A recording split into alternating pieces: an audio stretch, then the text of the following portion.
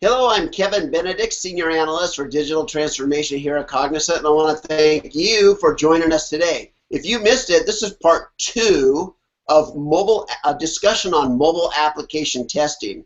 And our guest is back with us again today. I want to introduce to you Carlo Cadet. Carlo, thanks for joining us. Hey, thanks very much, Kevin. Appreciate being here. And Carlo, he's with Perfecto Mobile, and he's the senior director for product marketing. And this is an area, mobile application testing, that I don't think I've ever walked down that path and talked to an expert on. So I'm really interested in learning myself today about these topics. So in part one, we talked kind of an overview on mobile application testing. I'd like to really dig down a little deeper in this part two here and understand what the process really looks like, Carlo. So Okay. I have 20 developers here. We're all working on an app. We have got it to what we define as a beta version. Okay. And because we don't know any better, we're looking at it now and going, oh man, we haven't thought about testing before. Do we just like have 100 employees bang on this thing? Or how do we really know if if our testing is going to be effective? You must talk to companies in that situation every day. Absolutely. I think many testing programs start off, if you will, trying functionality against employee-owned devices. That's often where things start. However, for enterprises, they're really taking a look at their experience in developing on other software platforms, notably the web platform. So some enterprises come at it from that perspective where they have testing programs and processes in place. But it's really a mixture of the two. And without a doubt that the number one testing approach in the marketplace today is device in hand testing. I do a lot of mobile strategy sessions, and a lot of times companies may have 10 or 20 apps right now, but when they look at the roadmap, it gets 100, it gets 200. I mean, they're really looking at actually driving their whole business to a mobile-first environment where the interaction with their suppliers are through mobile devices, with their end customers are through mobile devices. So the numbers of potential apps out there is growing exponentially. So does that motivate people to look at ways of automating? Is it about scaling up the number of apps, or what is it all about there? How's the decisions made? It's in part about scaling up in terms of the sheer quantity of business to consumer or business to employee or business to partner facing applications. But in addition, what you see happening is the features of the application, the things that end users are able to accomplish with the app, that's becoming increasingly rich. And you see quite complex transactions being available to you via the mobile app. So it's really both dimensions, Kevin. It's feature richness as well as sheer quantity of the portfolio. So if it's a simple weather app, then that's fairly easy to test some of the features that you're going to put in there. But if this is a complex app with transactions and all kinds of lookups and queries and databases underneath and online and offline, I imagine that generates a lot more potential variables of things that can go wrong. And does that then equal a more motivation to automate the testing process? Absolutely. So let's dig in just a little bit here. So for a simple app, you might be able to see, let's just say something where 50 to 150 test cases, specific steps to go and verify something. Does the log on button present itself on authentication? And if I press username and my password, does it come back with a response? As a very simple transaction. As you move to much more richer transactions, you see the volume of test cases, Kevin, really explode. So it's not uncommon, for example, for have a single application have 3,500 test cases. Wow. And mind you, Kevin, that's 3,500 test cases that need to be executed on multiple devices. And operating systems and all kinds of interesting things. And then add into that, Kevin, the complexity of how many releases do I have per year? I think gone are the days of 1 or 2 releases per year, and it's increasingly common that organizations are delivering apps 4 to 6 times a year and as frequently as monthly. So Wow. when you So if you start had doing the 100 math, apps and you're updating these things right, once a quarter even, the testing cases can get overwhelming. Nobody, I don't believe any IT organization or enterprise can support that kind of number unless they have some systematic way of doing it. So walk us through that. So I have apps. I have 10 apps here under development. How do I actually engage with a service like you, like Perfecto Mobile? What's that process even look like? sure. Let me first start off and kind of walk people into this. So number one, what Perfecto Mobile provides is a test lab comprised of real devices that are remotely accessible via a browser client. So the same way you log into Chrome, we provide a service that lets you see a real device right in your Chrome browser or IE browser. And number two, what we provide is we provide you, Kevin, remotely control that real device via your browser. So in essence, anything that you could do with a device in your hand, you could do via your browser. Wow. Just to set the stage in terms of I want your audience to understand our offering. So It's what's really that we actually provide look like? Does it look like a library, like my library behind me here? Do you just have row after row of real devices? we operate data centers in 13 locations around the world Okay. with thousands of devices with both Wi-Fi and data plan connections, cellular connections. Yikes, man, that's an investment. I'm just trying to imagine what that would look like. All the adapters you guys must have in boxes. Well, I only want to think about the clean side of the view of the rack, right? Okay.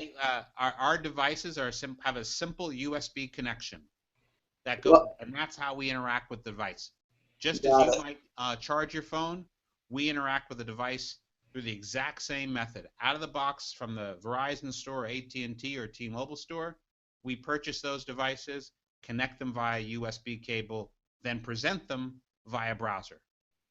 Wow. I just know that when I look in my drawers, I find all kinds of adapters and cables. I can't even remember what devices they went to. And about every 10 years, I take them out and I throw them all away. So I have code. I have 20 developers here. We have all these apps. What do I do with this code that can instigate your service? Certainly. So let's just say all 20 of our developers, the next step is actually they all submit their code and now have a working APK or IPA file. That's just the file types for iOS and Android devices. Mm-hmm. From there, what we do with our service is they have their file. We provide a mechanism for them to upload that software directly onto the device. So we provide an alternative approach to the Apple Store, and this is precisely what customers need in the alpha and beta stage of development.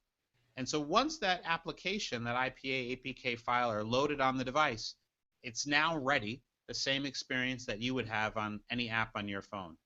And what our service provides is a way of doing two things specifically. Uh, Remotely or programmatically interacting with both that application under test and the device itself under test. Okay. And so now we go back into the test cases that we described earlier. So Mm-hmm. let's just imagine those 3,500 test cases for a moment. The way what's often done is kind of a touch action by touch action to traverse and accomplish a specific transaction. So as I mentioned before, an account balance lookup, or even pulling open a weather app to make sure it knows where I am. It leverages that GPS to know that I'm sitting here in sunny Woburn, Massachusetts, to provide me the current weather. And we provide a remote control technique that you could programmatically execute those transactions. You build a script library after assessing that bank of test cases to understand which of these are best suited to be automated. It's never going to be 100%, or rarely will it be 100%. And organizations can strive for between 80 and 90%, for their test cases, automating their test cases. So what do you provide me when you find a bug? What do I get that tells me the results of your automated application testing? Sure, thanks. Number one, what we're trying to provide is actionable feedback for the quality team to share with the dev team. And we provide that in three different components. Number one, we provide step-by-step test execution, the specific outcome of the validation step, and we do that via screenshots, as well as a full video of the transaction being played out. Oh, wow. And then, Kevin, we also augment those results by sharing information as it relates to the condition of the phone, or more specifically, the device vitals. Was the battery draining? Was the CPU running at 100%? What was the status of the memory? Wow. We provide this aggregated data set that not only to provide something failed, but really to provide enough insight for a developer to drive a fix. Got it. So how do you document the versioning of what you're testing so that it aligns with the versioning that the developers are familiar with, so they know what was tested and what they need to change on what version? How do you guys kind of manage that process? Sure. As part of the test, I mean, we're able to record, for example, if you could take a look at About Us to find out what version of the software you're running to confirm that, as well as what's the configuration of the device itself. It's really both aspects together, Kevin, to get kind of a hardware snapshot, hardware-software snapshot. But then, again, as I mentioned, that data is synchronized by the test step. So, again, the account lookup example. We know it's the definition of these 7 steps to accomplish this transaction, and we provide a full record of those 7 steps. Now, when I was a CEO of a mobile application company for a bunch of years, we did a couple hundred custom big mobile projects during that time. And I remember in a significant number of those projects, we were finding device bugs.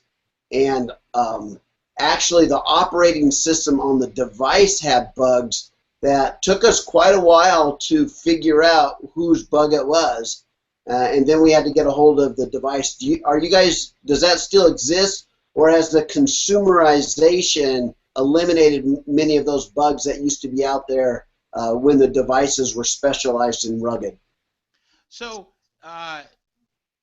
partially, we don't see commonly, I'll say, device software driven errors. For example, a GPS providing wrong coordinates, or a particular toggle feature not working. Or Apple Maps leading you to the wrong direction. Right. What perhaps we do accomplish, however, what we do see frequently, Kevin, is when I'm testing one app across several different devices. So it's let's just take Chrome, or excuse me, the Android Jelly Bean as an example. The current or the dominant version in the marketplace today is that the way my UI for a specific application will look on an HTC One, on a Nexus device, on a Samsung S5, on an old Samsung 2, can look dramatically different. And it's really there's a form factor issue to make sure that UI moves seamlessly across those various form factors. Oh, and we see okay. errors such as overlapped icons, Yep. as an example, truncation problems. And so those are the device-specific type errors we do see. Got it. So if this can get really complex, like the deeper we get into it, I'm glad you guys are automating this and I don't have to. But if somebody wants to learn a whole lot more, do you guys have any papers, presentations, webinars, things like that we can share with everyone? Absolutely. We have a full resource library referring to it on our help on perfectomobile.com. We actually provide a full library of resources on our website, breaking this down. We have a number of white papers, and in fact, Kevin, we have a webinar coming up on September the 30th. The Okay. webinar is titled 3 Mobile Testing Strategies to Ensure a 5-Star App. That Got 5 it. And stars they is, of can, course, and I'll try to, on the article that I will embed this video in, I'll try to include that link and put that there. But they can also find that at perfectomobile.com. that's exactly right. Got it. Well, with that, I want to let you go, and I want to thank you so much for sharing with us. There may still be more we need to cover here, so maybe we'll do a part 3 here. Okay, good enough. Thank you very much, Carlo. Have a great day, Kevin.